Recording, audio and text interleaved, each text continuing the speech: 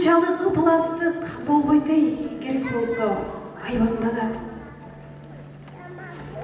Мен коркпойм, жанымды сууруп кетчү өлүмдөн да, жатуучу түбөлүктү көрүмдөн да, коркомун адамсымал эки буттуу мыкаачы зөөкүрлөрдөн, өз кызын өзү кордоп басып жүргөн дөпүрлөрдөн.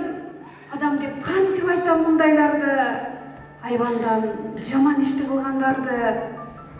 Айтматов айтып кеткен маңкурт заман, маңкурт адам биз жашап жаткан коомдо басып жүрсө, өзүнүн атасынан кордук көрүп, өңүнөн секелек кыз азып жүрсө.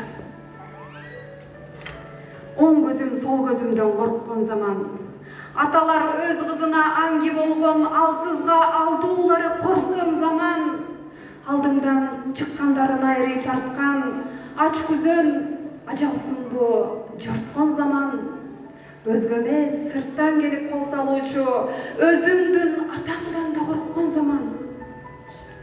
Бул коомдун бөбөктөрү булганган адамдарга кантип түтөт, деги ким мындайларга жаза берип, деги айтчы качан бизге тартип бүтөт.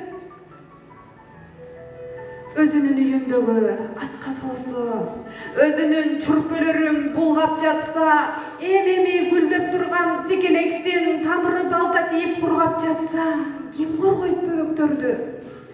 Көзүңдөн аккан жашың көнөктөдү. Мээрим жок болсо үйдө, мээрим бар кай жактарда, бөлөктөбү? Каңырык түтөп турат, каңырсып чыккан жыттан өзөктү.